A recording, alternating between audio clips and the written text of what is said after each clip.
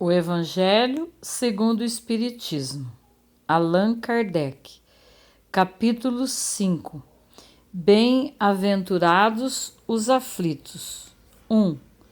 Bem-aventurados os que choram, porque serão consolados. Bem-aventurado os que têm fome e sede de justiça, porque serão saciados. Bem-aventurados os que sofrem perseguição pela justiça, porque o reino dos céus é para eles. São Mateus, capítulo 5, versículo 4, 6 e 10. 2. Vós sois bem-aventurados, vós que sois pobres, porque o reino dos céus é para vós. Vós sois bem-aventurados, vós que agora tendes fome, porque sereis saciados. Vós sois felizes, vós que agora chorais, porque rireis. São Lucas, capítulo 6, versículo 20 e 21. Mas, ai de vós, ricos, porque tendes vossa consolação neste mundo. Ai de vós, que estáis saciados, porque tereis fome. Ai de vós que rides agora, porque sereis reduzido ao pranto e às lágrimas. São Lucas, capítulo 6, versículos 24 e 25. Justiça das aflições. 3. As compensações que Jesus promete aos aflitos da terra não podem ocorrer senão na vida futura. Sem a certeza do futuro, essas máximas seriam um contrassenso. Bem mais, seriam um engodo. Mesmo com essa certeza, compreende-se dificilmente a utilidade de sofrer para ser feliz.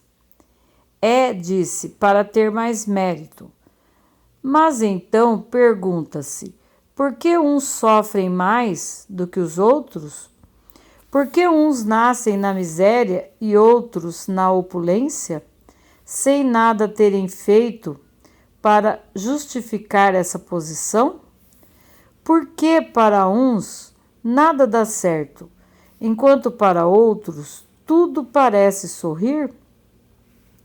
Mas o que se compreende menos ainda é ver os bens e os males tão desigualmente repartidos entre os vícios e as virtudes. Ver os homens virtuosos sofrerem ao lado dos maus que prosperam.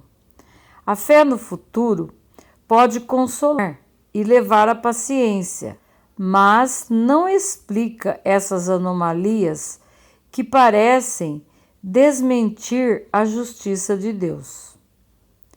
Entretanto, desde que se admita Deus, não se pode concebê-lo sem perfeições infinitas. Ele deve ser todo poder, todo justiça, todo bondade, sem o qual não seria Deus. Se Deus é soberanamente bom e justo, não pode agir por capricho nem com parcialidade. As vicissitudes da vida têm, pois, uma causa, e uma vez que Deus é justo, essa causa deve ser justa.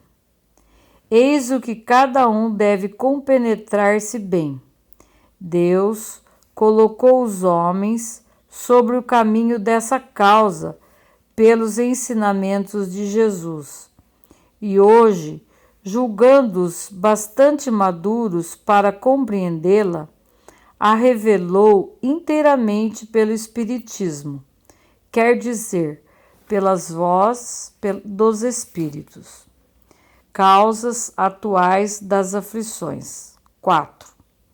As vicissitudes da vida são de duas espécies, ou, se assim se quer, tem duas fontes bem diferentes que importa distinguir. Uma têm sua causa na vida presente, outras fora dela. Remontando à fonte dos males terrestres, se reconhecerá que muitos são a consequência natural do caráter e da conduta daqueles que o suportam. Quantos homens tombam por suas próprias faltas? Quantos são vítimas de sua imprevidência, de seu orgulho e de sua ambição? Quantas pessoas arruinadas por falta de ordem, de perseverança, por má conduta e por não terem limitado seus desejos? Quantas uniões infelizes porque são de interesse calculado ou de vaidade, com as quais o coração nada tem? Quantas dissensões e querelas funestas se teria podido evitar com mais moderação e menos suscetibilidade?